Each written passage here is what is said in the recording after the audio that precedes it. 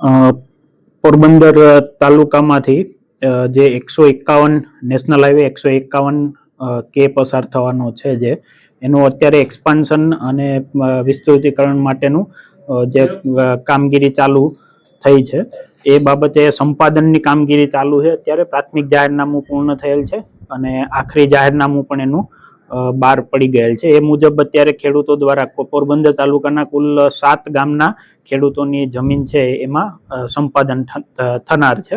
એ અંતર્ગત ખેડૂતો દ્વારા પોતાને વધુ વળતર યોગ્ય મળે એના માટેની રજૂઆત કરવામાં આવેલ છે, જે કાયદા અને નિયમ મુજબ મહત્તમ વળતર જે મળવાપાત્ર હશે તે ચૂકવવામાં આવશે.